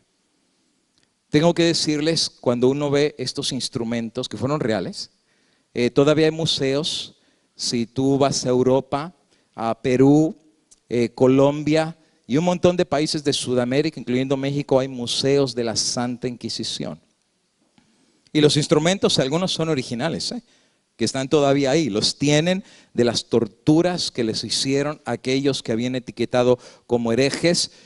No solamente desde el potro desmembrar sus brazos, quemarlos vivos, despellejarlos. ¿Sabes? Uno se pone a pensar en eso y es como que uno dice, ¿se fue el temor de Dios? Ahora, todo esto tienes que entender, porque no es lo mismo verlo en una perspectiva 500 años después que en ese mismo momento. Claro, ahorita lo podemos hablar como nada, porque en nuestra mente sabemos que estamos en América, que es el país de la libertad, que aquí nadie nos va a perder. Esa es una cosa. A ver, date una vuelta a Chiapas. ¿Tú sabes que hay lugares en Chiapas que se meten con machetes y en un culto los agarran a machetazos? ¿Todavía, hoy en día? ¿O no supieron la noticia hace 3 semanas? Que a unos adventistas les destruyeron la casa y pusieron las fotos por... no es lo mismo predicar este sermón acá que predicarlo allá. Y no es lo mismo decirlo ahorita que haberlo dicho 500 años atrás. Ellos tuvieron que pagar un precio que hoy en día nosotros nomás estamos viendo, pero ellos no lo tenían que ver. ¿Sabes qué? Y eso a uno lo pone a pensar, ¿qué realmente significa ser cristiano? Porque ser cristiano acá es tan fácil. Ser cristiano acá es subirte a tu carro y tienes frío, ponle el calentón, tienes calor, ponle el frío. Y te vienes acá, está lloviendo, saca el paraguas. Aquí uno no sufre. Esta gente, para ser cristiano, amigo y hermano, era que a tu papá, a tu mamá y a tus hijos les iban a quitar la vida, y no de una forma piadosa, de las formas más monstruosas. Es más, ¿sabes qué decía el Espíritu Profecía? Y cuando yo leo esa cita, no sé, me pongo a pensar. Ella dice que las atrocidades que pasaron en estos días, solo los registros de Dios tienen lo que realmente pasó. Y claro, lo que uno sabe lo espanta a uno, que será lo que Dios sabe, que uno no sabe lo que realmente pasó. ¿Por qué crees que bajo uno de los sellos del Apocalipsis, simbólicamente las almas que están debajo del altar le dicen: ¿hasta cuándo juzgas y vengas nuestra sangre? ¿Por qué? Porque Dios va a tener que hacer justicia por lo que aquí pasó. Derramaron la sangre. Pero el punto no es si ellos derramaron, hasta dónde ellos estuvieron dispuestos a esto. Lee El conflicto de los siglos, donde Elena de Guay habla acerca de la matanza de San Bartolomé. Terrible. Lee lo que le pasó a los valdenses. Tú sabes que los valdenses, por conservar su fe, se fueron a las montañas, metidos en los Alpes, bien metidos, pero finalmente uno los traicionó. Y sabes que por generaciones ellos conservaron la fe. Es más, ¿tú sabías que los valdenses fueron los primeros adventistas? Los valdenses creían en la segunda venida de Cristo y fueron los primeros que guardaron el sábado. ¿Puedes creerlo? Pero cuando uno los delató fue la Santa Inquisición, y en el despeñadero, en la parte más alta de la montaña, había una roca, los subieron uno por uno y los empujaban, y así un charco de sangre allá, y los extirparon completamente. San Bartolomé, la Santa Inquisición. Solamente Dios sabe cuántos murieron en este entonces. Precisamente ella cuenta en donde dice que en la matanza de San Bartolomé, el tañido de una campana resonando a la medianoche dio la señal del degüello. Millares de protestantes que dormían tranquilamente en sus casas confiando en la palabra que les había dado el rey, asegurándoles protección, fueron arrastrados a la calle sin previo aviso y asesinados a sangre fría. Dice ella que los verdugos, cuando se cansaban, pues venía otro verdugo para seguir cortando cabezas, para darle chance a que el otro descansara. La sangre era tanta que llegó hasta los ríos. No perdonaban edad. ¿O tú crees que por ser viejito decían: este está viejito, este no lo tocamos? O los bebitos, ¿verdad? O las embarazadas. ¿Sabes qué le hacían a las embarazadas? Y mira, no quiero ser tan gráfico, porque si tú sabes, la gente que ha olvidado su pasado está condenada a repetirlo. Y han pasado tantas generaciones de paz que esto ya se nos olvidó. ¿Y sabes por qué es importante entender esto? Porque hoy en día la gente está diciendo: ya la iglesia cambió. Ten cuidado. Porque eso es lo que hoy en día es el argumento que van a utilizar para decir: mira, ya la iglesia no es la misma. Esos fueron días de oscuridad. Hoy en día estamos en días de luz. La iglesia ha cambiado. Mira, la iglesia católica está aceptando homosexuales y perdona a todo mundo, y el Papa les lava los pies y los perdona. Si ya no pueden ustedes juzgar a la iglesia de hoy en base a lo que hicieron 500 años atrás. Pero tengo que decir, amigo y hermano, quien dirigió todo esto no fueron los comunistas. Quien dirigió todo esto fue nada más y nada menos que la iglesia católica. ¿Por qué crees que se llamaba la Santa Inquisición? Porque quien dirigía era precisamente la Santa Iglesia Católica. Ahora, una cosa es yo decírtelo, y otra cosa es realmente nosotros poder ver lo que sucedió en aquellos días. ¿Le podemos subir aunque sea un poquitito? A ver si se oye.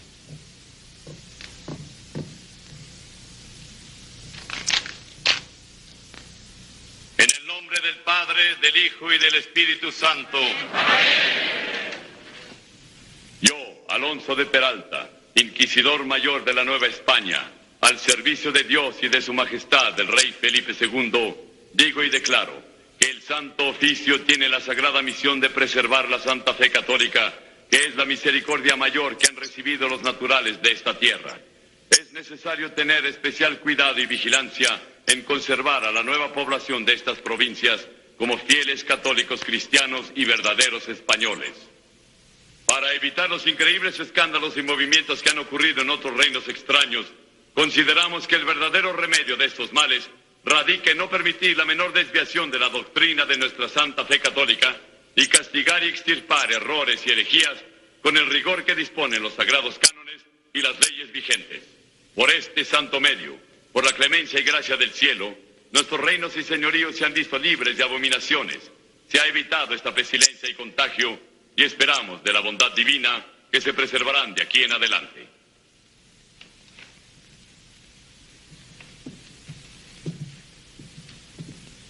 Celebramos este auto de fe para pena de algunos y ejemplo de todos.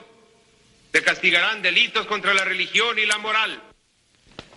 Estos judaizantes serán entregados a la justicia del brazo seglar, a la cual pedimos clemencia y compasión. En el nombre del Padre, del Hijo y del Espíritu Santo.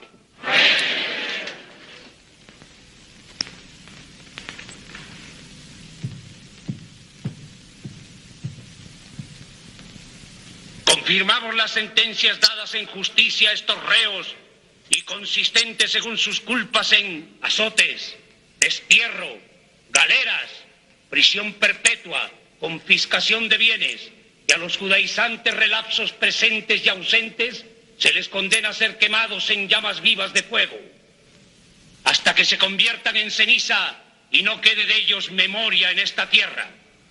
Laus Deo.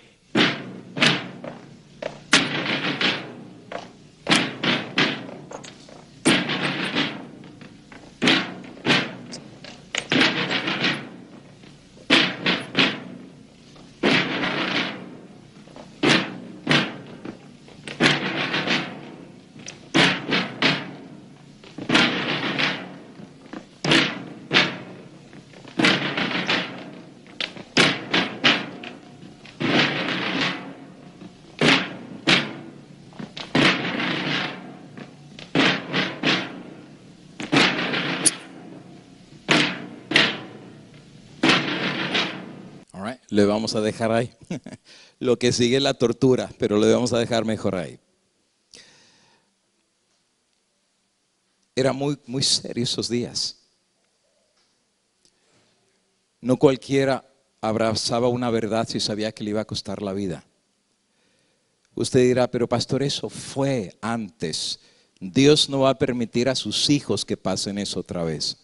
¿Sabe lo que dice Elena de White en Joyas de los Testimonios? Tomo 5, página 124. Mira qué interesante dice ella. El permanecer de pie en defensa de la verdad y la justicia, como hacían ellos, cuando la mayoría nos ¿qué?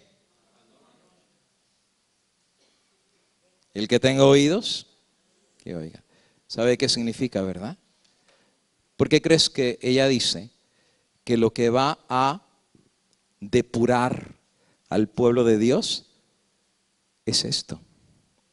Ahorita es fácil venir a la iglesia. Ahorita es fácil decir, pues yo tengo la Biblia, yo creo que Cristo viene. Eso cualquiera lo dice. Eso es fácil. Pero el tú estar en pie defendiendo esta verdad, cuando la mayoría se acobarde. Pelear las batallas del Señor cuando los campeones sean pocos. ¿Qué quiere decir? Van a quedar pocos. No van a quedar muchos. Yo no sé, a veces yo me pongo a pensar, estamos como muy metidos en llenar las iglesias cuando Dios las va a vaciar. Porque Dios va a dejar los que tengan que quedar. Ahora, yo no sé quién va a quedar. Porque yo puedo decir, yo estoy firme. Pero a la hora de la hora, lo que pensábamos que era oro, era latón, ¿verdad? ¿Cuántos tendremos el síndrome de Pedro? Señor, hasta la muerte iré contigo cuando venga la ley dominical. Y cuando venga, no, yo nomás era visita, yo fui, pues estás en la grabación, sí, pero fui porque me llevaron casi arrastrado, pero yo ni quería ir, eso te lo garantizo. A la hora de la hora, cuando los campeones sean pocos, esa va a ser nuestra prueba. ¿Sabes por qué nuestra prueba? Porque ese día el hijo no va a poder vivir de la fe del papá. La esposa no va a vivir de la fe de su esposo. El miembro no va a vivir de la fe de su pastor. El justo vivirá por la fe. Y ese día Dios va a permitir cómo está nuestra fe. Cuán agarrados estamos de Dios, cuán firmes. Porque a ellos les llegó su día, a estos hombres. Les llegó su día. Hay un libro que se llama El libro de los mártires de Fox, así de grueso. Y cuento la historia, tanto mártir en todas las edades, de cómo ellos estaban más que dispuestos a dar la vida por Cristo. Estaban dispuestos porque ellos decían, qué honor. Si Cristo dio la vida por mí y Dios ahora quiere que yo dé mi vida, qué honor el poder dar la vida. Y sabes, una vez se pone a pensar, ¿no? Si Dios quiere que tú llegues a este punto, pues los que aman a Dios, todas las cosas son para bien.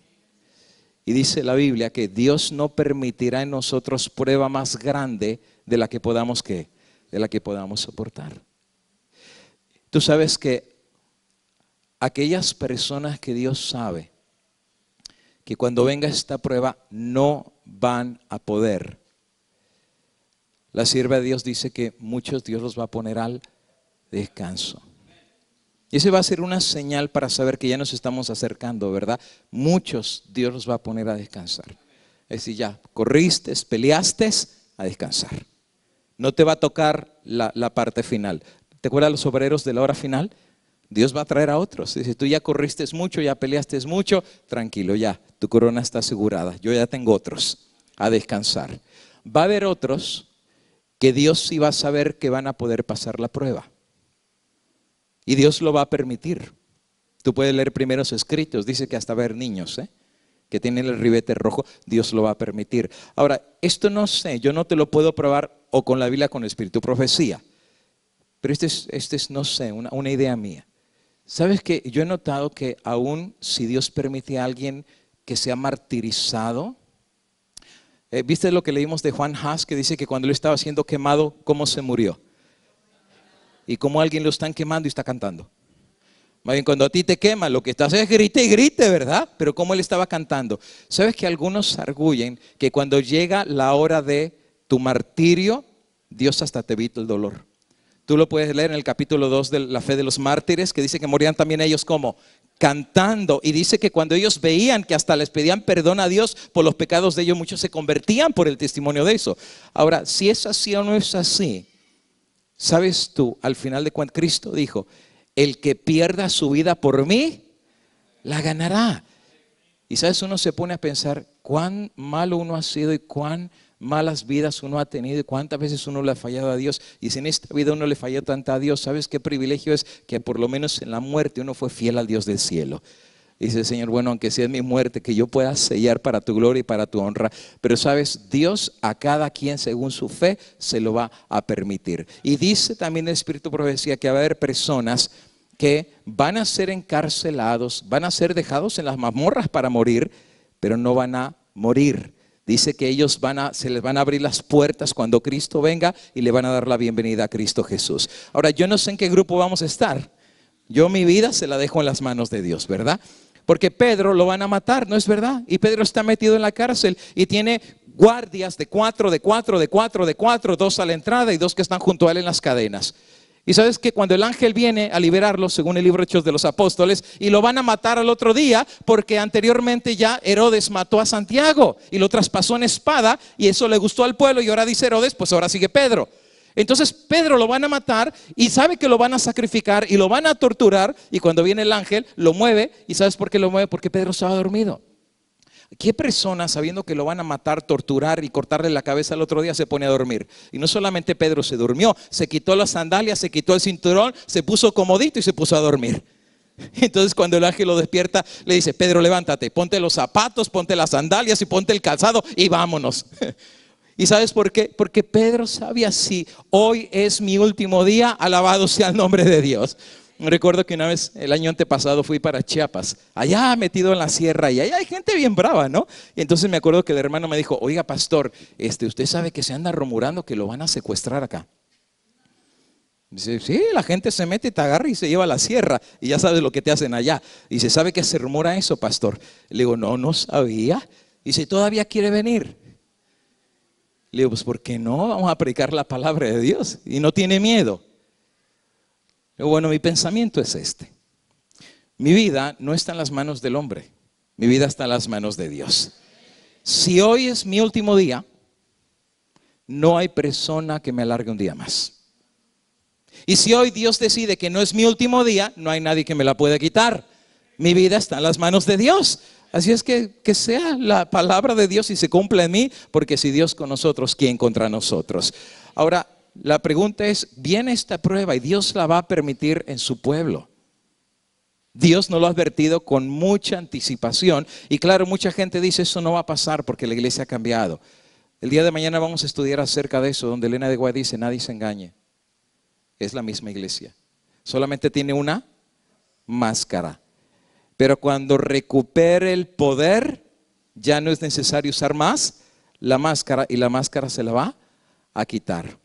Y lo mismo que sucedió hace 500 años, la historia se va a volver a repetir. Y otra vez, el justo vivirá por la fe. ¿Qué otra cosa hizo Trento? Le puso libros a la palabra de Dios. Le metió algunos libros, como por ejemplo Tobías, Judith, Macabeos, Sabiduría, Eclesiástico, Baruch, Daniel 13, Daniel 14 y otros tantos más. Se llaman los libros apócrifos. ¿Por qué le metió los libros apócrifos? Porque la premisa de Lutero era: pruébame con la Biblia que estoy mal y me retracto.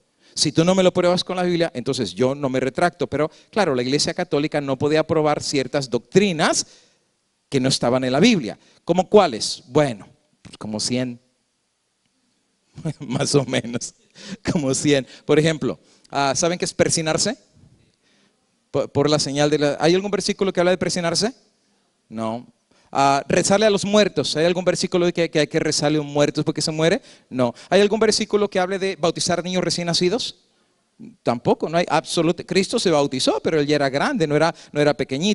Rosario. ¿Hay algún versículo en la Biblia que diga que los cristianos tenemos que tener un rosario y tener cuentas y estar rezando, etcétera, etcétera? No, no hay absolutamente ninguna. ¿Hay algún versículo que hable del limbo?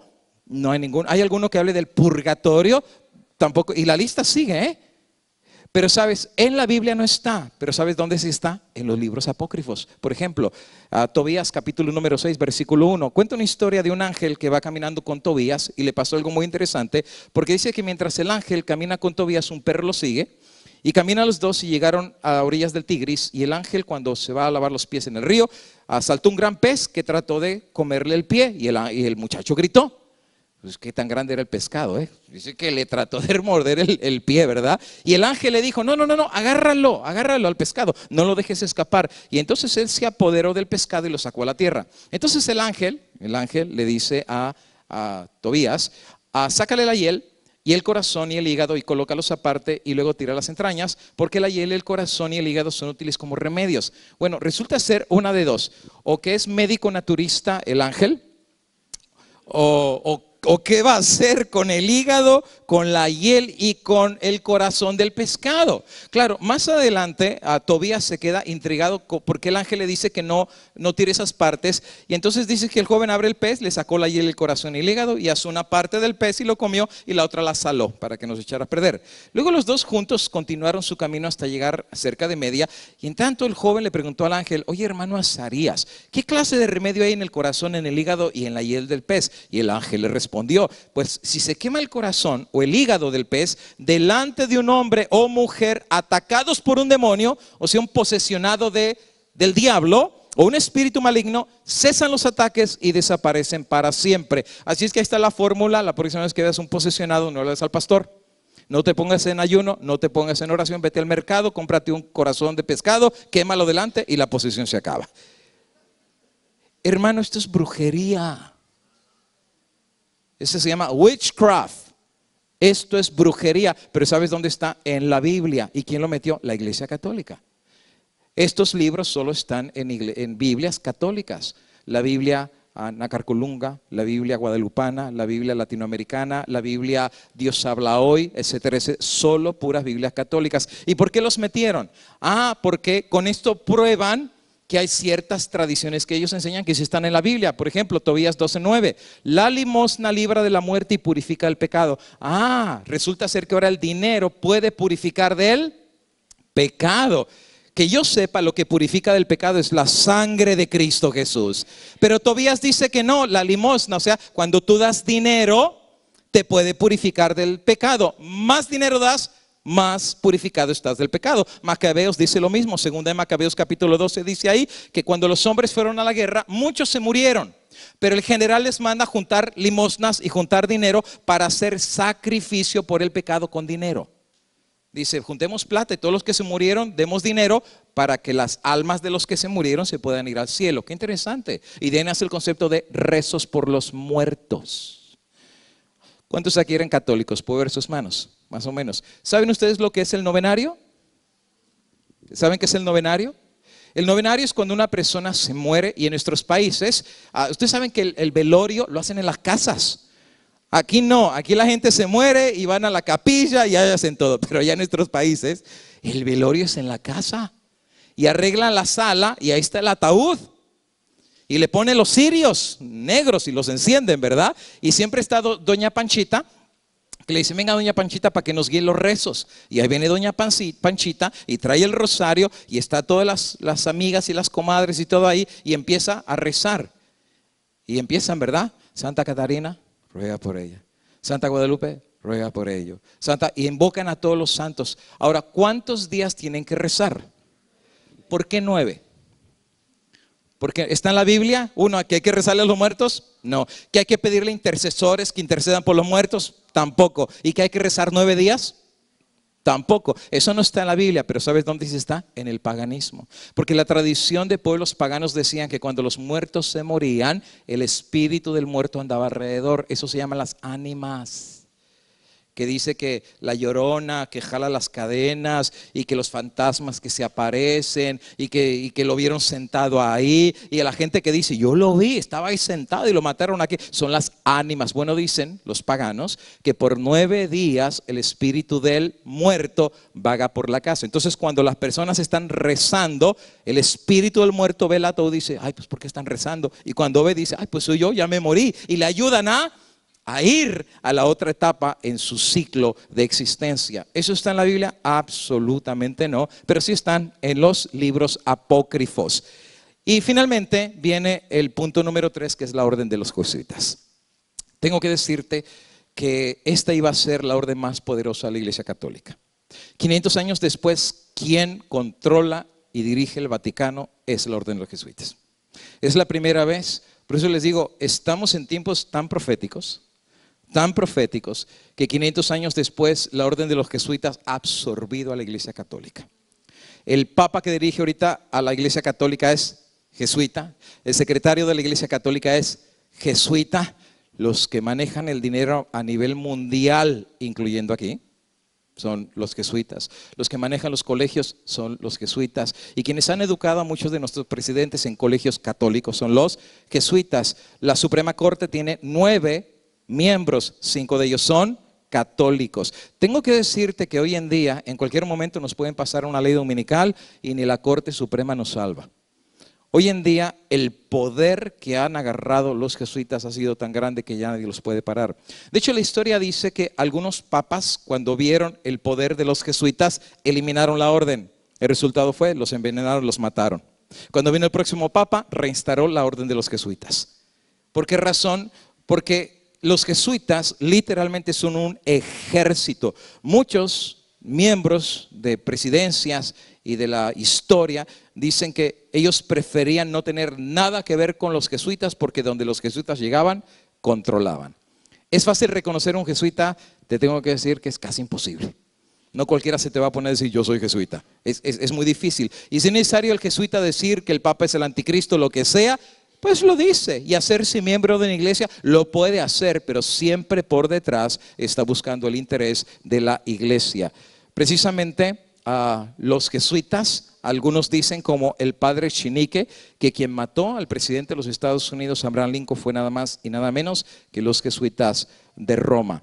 Y no solamente mataron presidentes, han llegado a matar también a mismos papas de la Iglesia Católica. Grandes historiadores católicos, protestantes, evangélicos y personajes de la historia han llegado a la misma conclusión acerca de los jesuitas. Y de hecho, ustedes saben que los jesuitas fueron dispensados de tomar cualquier religión. De hecho, por eso se dice que todas las religiones han sido infiltradas por los jesuitas. Todas. Y fíjate, cuando digo todas, son todas. Y no me sorprendería que aún ministerios de sostén propio. No me sorprendería.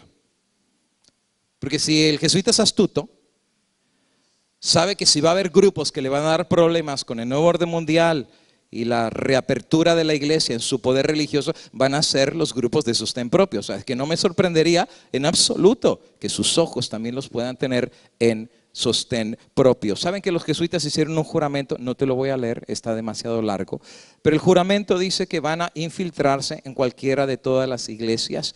Me tengo que saltar, dice ahí, yo prometo y declaro que a pesar que fui dispensado para presumir cualquier religión herética. Quiere decir que ellos pueden hacerse miembros desde temprana edad de las iglesias y empezar a ir ganando confianza, respeto y cariño de las iglesias. ¿Por qué? Porque son muy inteligentes, son eruditos. Si tú te pones un día al debate con un jesuita, no te pongas, te hace pedazos. Es gente muy capaz, es gente extremadamente capaz. Te puedo decir que es la crema innata de la Iglesia Católica en lo que se refiere a eruditos. Es más, se ponen con gambeta, lo bailan. Para que tengas una idea, si tú piensas de menospreciarlo, no, amigo y hermano, es gente que tiene los más grandes pensadores a nivel mundial de la Iglesia Católica. Y estamos hablando que estas personas tienen una misión, y la misión es todo lo que hicieron los reformadores en los días de Lutero, destruirlo, pero no desde afuera, sino desde adentro. Más o menos yo llamo a los jesuitas como termitas. Poquito a poquito van destruyendo el árbol. Cuando tú ves que cayó el árbol, o sea, eso significa que hace rato que ya lo venían trabajando. Y tú sabes cómo se deja de ver cambios doctrinales en las iglesias. Cismas doctrinales en las iglesias. Los que están metidos, se dice que son los liberales. No, hay gente que tiene un propósito de desestabilizar las iglesias desde adentro. ¿Saben qué descubrieron los jesuitas? Que donde manda capitán, no gobierna. ¿Sabes que todos los sistemas de jerarquía no son de Dios? Y ese es otro mito. Un mito es la membresía, el otro mito es la estructura. Y en ese mito yo lo explico, porque algunos adventistas dicen que la estructura adventista como está fue inspirada por Dios. Tengo que decir que eso no es así. Tengo toda la documentación histórica en inglés. Me tomó como 6 meses hacer la investigación. Ya lo tengo todo hecho. En donde tú sabías que el plan de Dios nunca fue que hubiera una estructura como la que tenemos hoy en día. Piramidal, iglesia local y el conjunto de iglesias, asociación o conferencia, conjunto de conferencias, unión, conjunto de uniones, división, conjunto de divisiones, conferencia general, y en el tope el presidente mundial de la iglesia adventista. Es como un papa. Es más o menos paralelo a la iglesia católica, pero se llama parroquia. En vez de iglesia local se le llama parroquia. Y ya después siguen los obispos, sacerdotes, obispos, arzobispos, cardenales y el papa. Y cuando el papa manda, todos los de abajo ¿qué? Y eso se llama las órdenes superiores. Y tú vas a ver que esto se repite mucho en la iglesia adventista y en todas las iglesias que tienen una estructura piramidal. En donde dice, por ejemplo, de repente te van a decir, tú no puedes ir a las convocaciones de acá porque tú eres de la conferencia.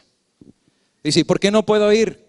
Tú le preguntas a tu pastor que se está predicando ahí herejía o se está predicando algo que no esté correcto según la ley y el testimonio. No es por eso. Pero entonces, ¿por qué no puedo ir? Porque arriba me dieron la orden. ¿Te fijas? Y el de arriba tiene alguien arriba y el de arriba tiene alguien arriba. Y de hecho, porque no es el tema ahorita, ya estoy terminando, estoy en la parte final. Pero a ver si mañana me da chance. ¿Tú conoces quién es David Gates?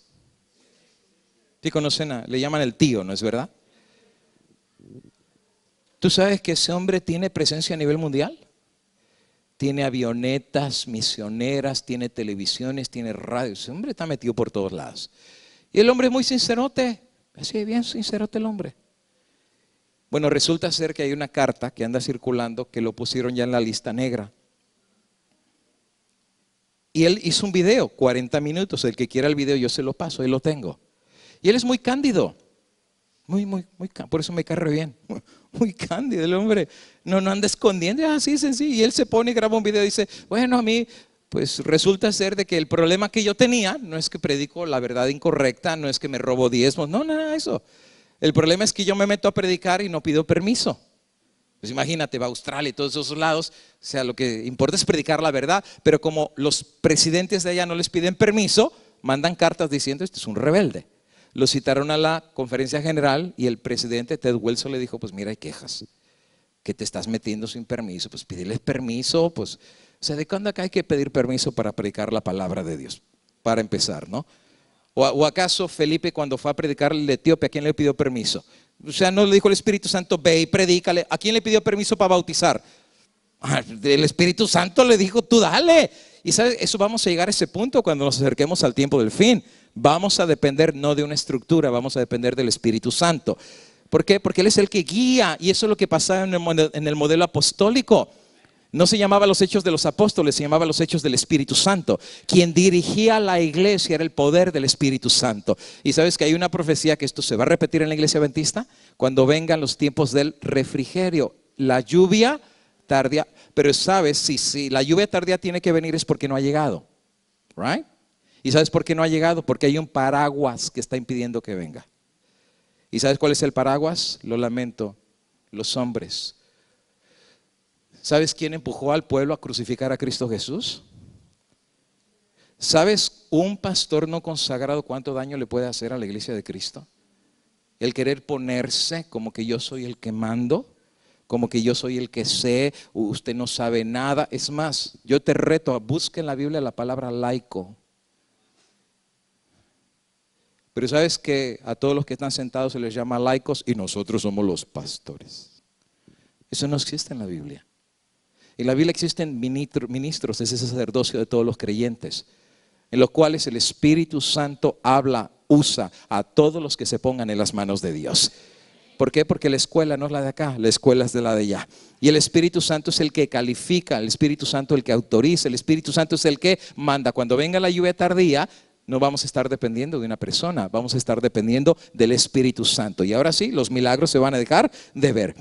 Ahora, ¿por qué estoy explicando esto? Bueno, porque al final de cuentas le dicen a David Gates, mira, el problema se te va a arreglar muy sencillo. ¿Cómo se arregla? Cierra tu ministerio por 10 años. O sea, ya lo están poniendo a la tumba, ¿verdad? En 10 años quizás ya. Y todo lo que hizo, como dice el dicho, muerto el perro se acabó la rabia. O sea, son muy astutos, ¿eh? Pero entonces él dijo, lo lamento, yo cierro mi ministerio y pierdo mi salvación. ¿Qué cuenta le voy a dar a Dios? Porque el que abrió todo esto no es el hombre, el que abrió todo esto es el poder de Dios. Pero es el hombre controlando a la iglesia de Dios. Ahora, los jesuitas han descubierto que si ellos llegan al tope de las jerarquías, no importa lo que diga el de abajo, donde manda capitán, no gobierna marinero. Y sabes que con la idea de que te borramos, han metido miedo sobre muchos. Y los jesuitas han sido muy astutos al llegar a las partes superiores para controlar iglesias. ¿Qué iglesias? Mañana vamos a hablar un poquito acerca de esto, ¿okay? Y ellos son capaces hasta dar la vida, asesinar o lo que sea para los planes de la iglesia católica. Muchos dicen que la iglesia ha cambiado. La revista Time colocó al Papa Francisco como el personaje del año. Y están hablando que precisamente este Papa es el más revolucionario en todo sentido. Ha abierto las puertas como ningún otro Papa lo ha hecho. Fue a Brasil, se esperaba 1 millón, llegaron 3 millones de personas. Vino a Estados Unidos, es el primer Papa que lo dejan hablar ante el Congreso de los Estados Unidos de Norteamérica. Ni Billy Graham habló ante el Congreso. Ni Billy Graham, que era el Papa de los protestantes, ¿eh? Pero vino el Papa de Roma, que era otro jesuita, vino el Papa de Roma y a él sí lo dejaron hablar y separaron. Tú sabes cómo funciona el Congreso, ¿verdad? Cuando habla un republicano, los demócratas ni se levantan y viceversa, ¿no? Pero cuando él se levantó, se levantaron todos a aplaudirle. Solo para que tú puedas ver, y déjame decirte una cosa, tú dirás, pero pastor, estos sermones que ustedes predican van a parar, esto ya no lo para nadie. Esto ya es imposible de parar. Estos están tan avanzados, amigos y hermanos, que Elena de White dice que los movimientos finales serían rápidos. Este fue el origen del protestantismo. Así nació. Predicar la verdad les costó la vida, pero la verdad se empezó a abrir paso y el resultado es que 500 años después hay más de 500 millones de protestantes fuera de la Iglesia Católica. 1 millón por año. 1 millón por año. La Iglesia Católica se preocupó. Pero la Iglesia Católica dijo, ya sé cómo los voy a parar de una vez y para siempre. El día de mañana el tema se llama la muerte del protestantismo. Me voy a ir 500 años después y el día de mañana les voy a dar una información que es dolorosa. Porque muchos no lo saben, pero ya el protestantismo se murió. Ha fallecido. Y mañana les voy a decir exactamente qué día falleció, cómo se murió y les voy a poner los videos en donde ya la declaración es oficial. ¿Sabes qué significa esto? Que si ya no hay protestantismo, ya no hay razón de estar fuera de la Iglesia Católica. Y están planificando, amigo y hermano, que todos los que salieron de la iglesia o los que salimos, regresemos. Y mañana te voy a poner algunos videos en donde se está diciendo que muchos no lo sabemos, pero ya somos católicos otra vez. Regenerados, renovados, pero católicos porque la protesta ha muerto y terminado. Y si murió la protesta ya no hay razón de ser protestantes. Los que se fueron una vez, la Iglesia Católica está lista para abrirle los brazos para que vuelvan otra vez a casa. Y sabes, esto es lo que Dios nos decía en la palabra profética. El mundo se sorprendería en pos de la bestia. Y amigo y hermano, esto se está cumpliendo delante de nuestros ojos. El día de mañana, cuando estudiemos este tema, el tiempo ya avanzó, tenemos que finalizar.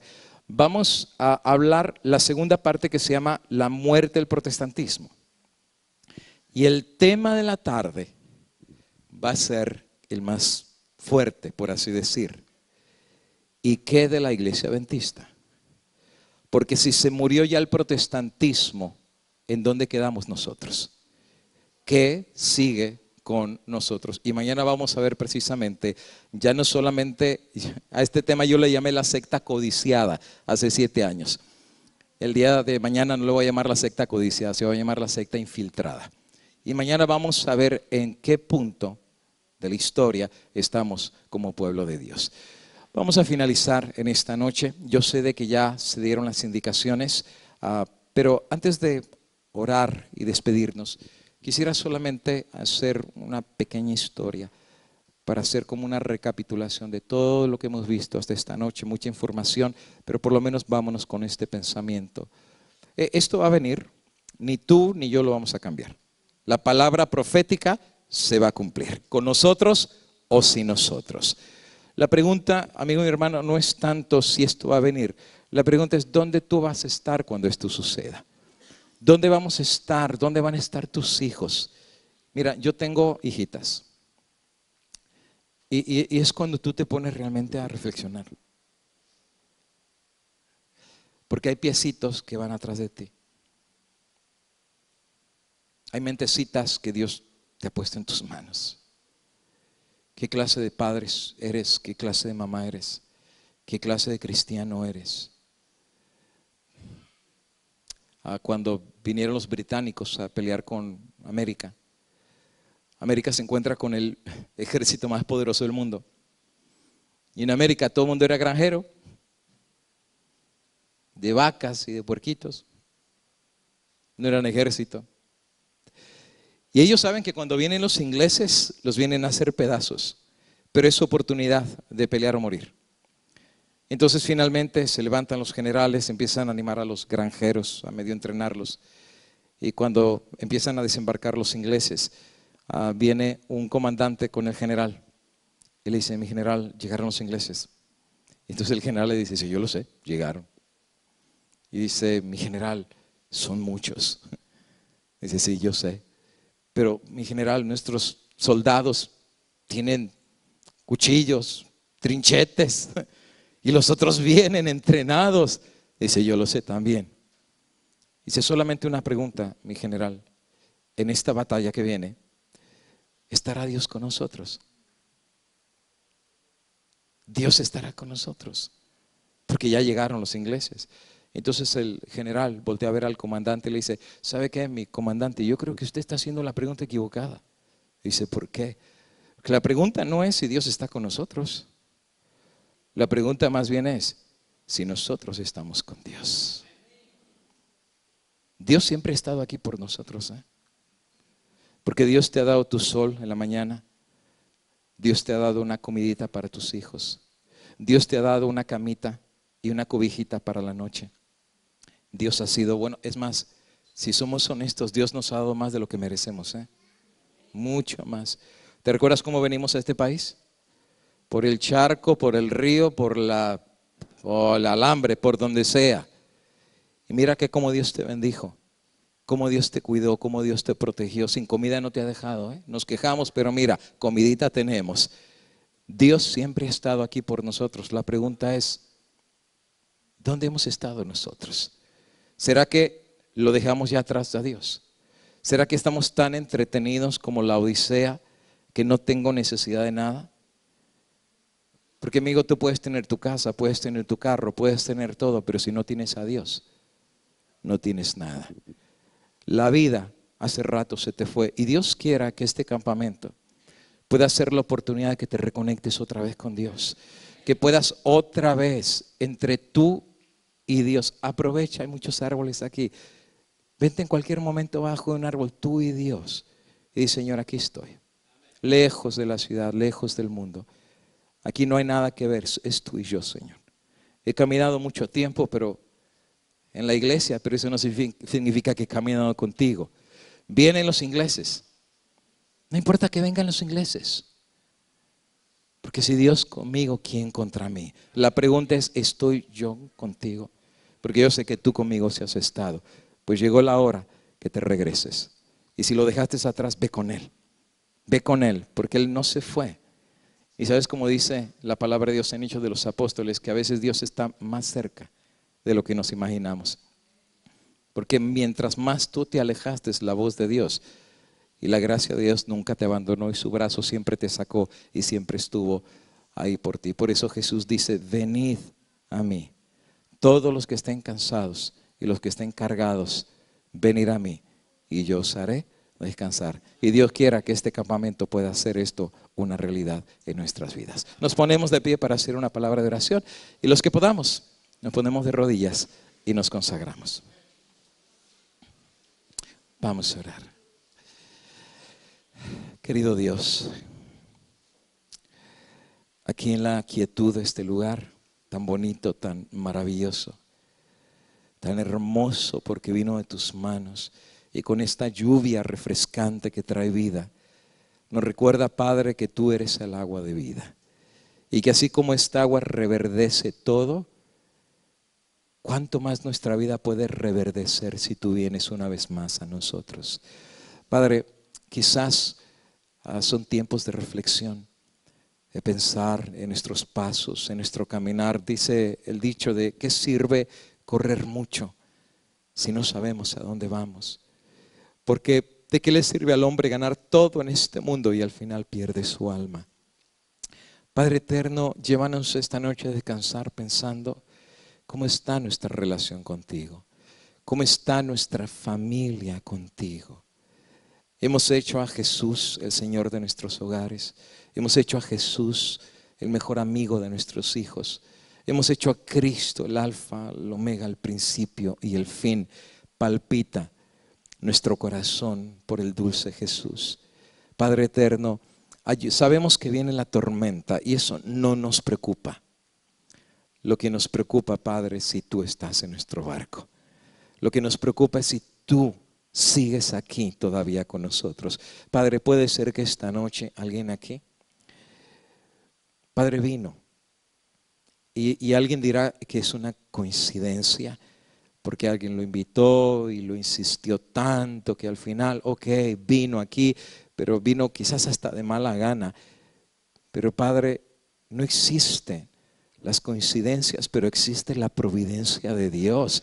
Que Padre eterno, que puedas abrir nuestros ojos y darnos cuenta que el Dios del cielo tenía una cita para ti. Y que si hay alguien que de repente su vida espiritual está baja, o alguien que ya estaba pensando hasta abandonar el camino de Dios y decir, esto no era para mí. Si hay de repente alguien aquí, Padre eterno, que espiritualmente hasta se murió y que da la apariencia delante de los demás que está bien con Dios, pero él sabe y ella sabe adentro de su corazón que hace rato que ya se alejó de Dios, que no le importan ni las cosas de la iglesia, que ya no quiere orar, está harto de leer la Biblia, ya no le gusta ni cantar, ni caer de rodillas, ni ir a la iglesia, ya se murió. Como dice la Biblia, tienes nombre de que vives, pero estás muerto. Pero Padre eterno, yo conozco un Cristo que sabe resucitar a los muertos. Y Padre, en esta noche, si es un joven, si es una señorita, si es un hermanito, una hermana, nosotros, Padre eterno, aquí estamos, Padre. Somos barro, tú eres el alfarero. Haz en nosotros y con nosotros lo que tú quieras hacer, Padre eterno. Y al irnos a descansar esta noche, danos la bendición de tu paz.